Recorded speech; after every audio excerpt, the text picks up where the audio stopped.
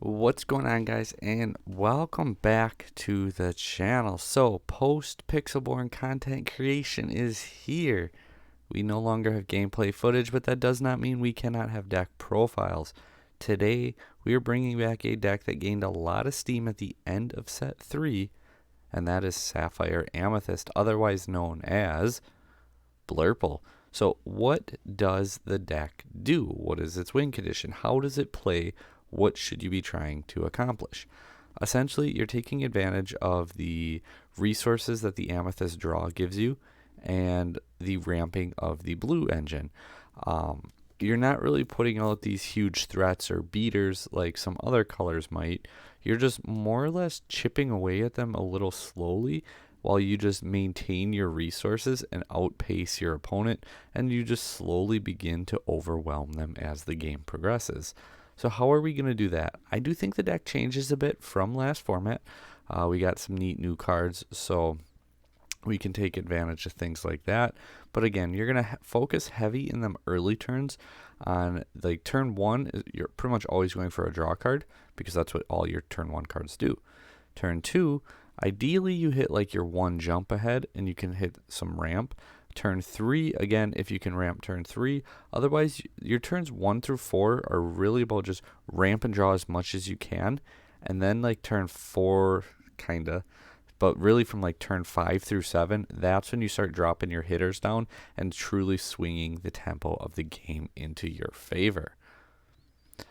What are some key cards and focal points of this deck? Well, obviously, we're ramping, so things like Mickey Mouse Detective and One Jump Ahead are going to be very good. Your Hiram Flaversham, that's a big draw engine. In addition to that, you have your 1-drops like your Chernabog and your Magic Broom that also draw, but you're really focusing on bouncing your Merlin Rabbit to just gain multiple cards per turn whenever you possibly can. As like I said, you get into that turn 5-6 range, you're going to start dropping your heavier hitters like your Fairy Godmother, who helps you deal with your opponent's boards very nicely, your Ursula Sea Witch Queen, and things like Elsa Spirit of Winter. We have things obviously like you're drawing from your friends on the other side, your Fishbone Quills. However, we're not maxing out on that card yet. You'll see it when we get to the profile because we are taking advantage of Great Stone Dragon in this deck because we're more character focused and less item focused in this deck. Answers for the meta. Well, Bucky discard clearly is the best deck. What do we do against Bucky discard? How do you combat Bucky discard? Well, they make you discard, so we draw cards. That's what the deck does. We draw cards. For every time they're making us discard, hopefully every turn you're drawing 1 or 2 cards. So you just out resource them that way because a lot of the time, like Bucky discard mirrors, I mean, obviously you're making each other discard, but like Bucky matchups, if you don't get to Diablo or your opponent outs that Diablo, you suffer for hand resources. And in this matchup, then, if they can't get to that Diablo, well, you're going to be able to take advantage of that and out resource them because you're going to be drawing too many cards for them to be able to stop you.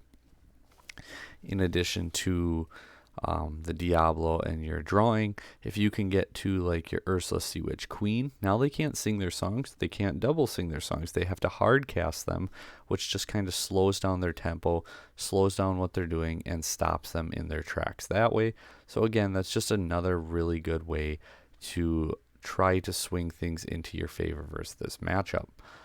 What about Ruby Sapphire? Ruby Sapphire can be a bit trickier because their late game is just so good. So unlike you, where, well, I guess not unlike you, but you're trying to get into that late game too and just overwhelm your opponent, but they have so many good cards late game, you might be better off not getting the draw off your followers, not getting the draw off your brooms, at least right away.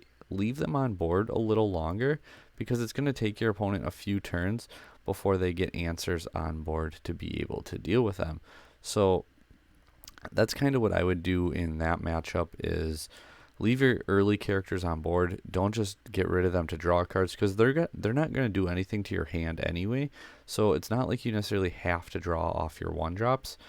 Versus Ruby Sapphire, I would definitely try to keep the presence on board. And you're gonna, in this one, you're probably gonna focus, depending on your hand. Like turn 3, I would go like Mickey over one of your items, because again, you want to get that character on board. You want to get them to start questing, to start building it up in your favor. And then as you go late game, I mean, you can go like Elsa and bounce Elsa. That's going to be very strong, because if you can repeatedly drop Elsa on your opponent, you're going to be in a pretty good spot. So the match is far from unwinnable. I do think it's slightly unfavorable. And I mean, if all these top matchups were favorable, the deck would be played a little bit more. However, I think it's a very strong rogue strategy. Ruby Amethyst. I think this is a deck where you can kind of go toe-to-toe with them. It comes down to that late game, just who has which power cards. I think being able to ramp faster than they can, and you're essentially drawing on a similar scale that they do. You think you get to your late game a little bit faster than they do. Just obviously keep in mind that Be Prepared is a card, and you're going to have to, don't put your entire hand out on the board. And when you're in that Be Prepared range, try and get like a rabbit on board. Get something on board that's going to get you value if they hit you with a Be Prepared. Sapphire Steel, again, kind of like the Sapphire Ruby. I think it's a little unfavorable just because they have such a strong late game and can come out of nowhere. You want to try, again, getting that early game push, getting ahead, dictate the pace of the game, make them answer you instead of playing their ideal game. It's not very easy to do. Personally, I think that deck is incredible, this format, but it's just something you got to try and get that early game established. And again, what are their big threats they're going to come through? Like, they can go so long into the game having almost nothing, and all of a sudden they just drop like Ariel, Tamatoa, next turn Lucky Diamond, boom, they get 10 lore in one turn, and they can just swing a game so quickly. But yeah, so that's essentially the top 4 decks of the format. And should we go ahead and jump on into the full-on deck list then at this point? Here we go. So we see that it's relatively budget as far as competitive lorcana goes, about $132. We're sitting at 15 unequal cards, a little higher than last format. Heavy in our 1s, really low in our 2s, high in the 3s, and then we kind of taper out post that 3-drop spot. So every single card in this deck has a purpose, has a function, has a reason for being there. Your Chernobog Followers and your Magic Broom, you're playing 6 copies total. These are draw cards. You want to draw and ramp, draw and ramp, draw and ramp. That's your early game strategy. So these 1-drops allow you to do that. Your Chernobog Followers, when it quests, you can banish it to draw a card. Your Magic Broom, when you play a card, you can banish it to draw a card. We opted to go for 4 brooms and 2 followers because late game, you can play a broom, play a character, banish your broom, draw a card when you're digging for that card to win the game. You can't do that with followers. You have to wait a turn so you can quest and then be able to do it. The broom just gives you that option to draw one that turn immediately. So for that reason, we are playing 4 magic brooms. We play 4 Pascals too. Aggro, I don't think is a big issue with this deck at all. We play a lot of 1-drops. We're not big in our 2s, but we're playing, 14 1-drops. So a lot of the time, you come back with a 1-drop on turn 2, unless you have 1 jump ahead. You just hardcast your 1 jump ahead at that point, kind of like Ruby Sapphire. You just know it's going to benefit you in the long run, and you don't really care about it. Otherwise, something you can do, especially if you need the board presence, is say Madam Mim's Snake and bounce your 1-drop and play the Snake, and then you have that 1-drop to either ink or come back on turn 3 and play it then. But I do like to keep my Snake for recycling Rabbit or even recycling the Mickey Mouse. 4 Madam Mim Foxes, 2 Merlin Crabs. I think these are pretty self-explanatory. Crab, you're being able to boost your characters. You can boost your Pascal, so you can go ahead and take out those Diablos against the Bucky matchup, or any Emerald matchup that is. Your Madam Mim Fox, not only is she a bouncer, so she can bounce your Mickey, she can bounce your Ink if you need the resources, your Rabbit, things like that. Just really, really strong overall. Can bounce your Elsa too late game, and it's just very, very impactful. The Crab, obviously, like I said, boosting cards, spill, take out cards. Other 3 jobs. We're playing 2 Peter Pan Shadow Finder. So his 2/3 stat line allows him to survive hitting a Bucky, and he's evasive and rush. So They have Bucky exerted. You start your turn, you draw a card. They unfortunately get to draw one. You can then ink, play your pan, crash your pan into the Diablo. Your pan survives, their Diablo does not survive, and then you can potentially take out another Diablo if they come back with one. 3 Mickey Mouse Detectives. Our items are also 3-drop cards. We have a couple other 3-drop options, but he's probably your number one go-to in any generic scenario. Peter Pan, obviously, for Diablo. But in a generic scenario, your Mickey Mouse Detective is probably the go-to 3-drop if you don't have one of those items. And essentially, you play your Mickey Mouse, you ink a card. Then, if you're, depending on how your hand is, if you can say sing a friends on the other side or sing a 1 jump ahead on turn 4, it just feels really, really good with your Mickey, especially then if you like snake bounce Mickey and potentially replay him the next turn too, and you just really get that ramp going really heavy in the early game. 4 Merlin Rabbits, 4 Huron Flavershams. We're just drawing cards. That's what we want to do.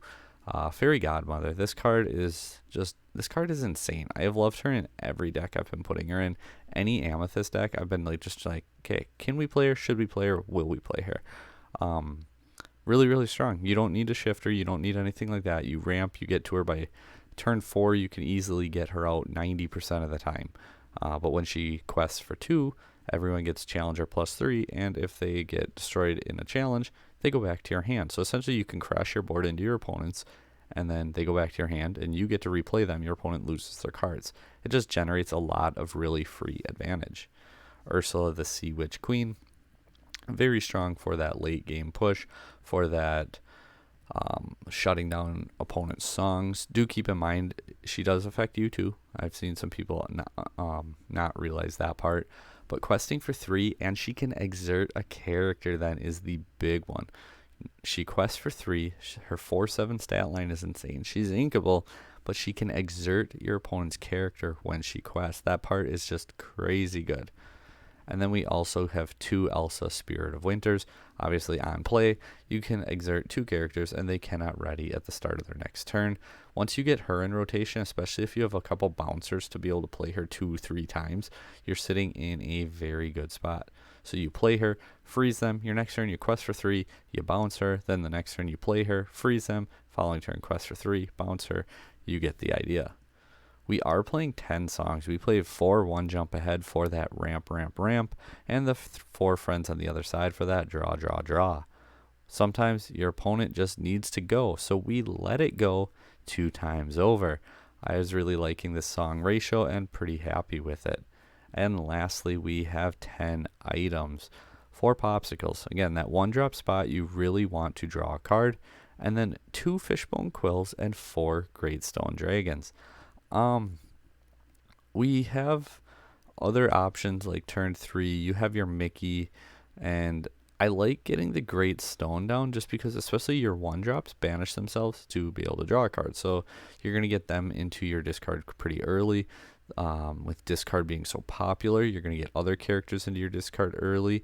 I really like Great Stone because it just gives you free advantage for your Inkwell, and this is a more character focused list, like I said, as opposed to other Sapphire decks that are less character focused, and you're kind of trading with your opponent that way. So having that Great Stone Dragon just gives you that free advantage instead of losing the advantage out of your hand. Hopefully this video helps you guys out. Let me know down below anything to improve, to change. Again, this is our first deck profile post Pixelborn not being a thing, so we don't have gameplay footage. Did we explain things good enough? Should we do it better? Again, let us know down below and we will happily accommodate everyone moving forward. But we're still here, and don't forget our 4,000 subscriber giveaway. If we do it by August 9th, we're giving away a case of set 5. It's okay if we don't do it. If we don't do it, we'll push the giveaway back 3 months, and it'll be the set 6 giveaway. If we hit 4K by the set 6 release, guess what? We're giving away a case of set 6. We're giving away a case no matter what. It's just up to you guys to determine how soon we're going to be doing it. And that is a channel giveaway, meaning all you have to do is be subscribed and comment on the specific video once we hit that goal. That's easy. That's it. hit a button. Thanks for watching, guys, and until next time, take care.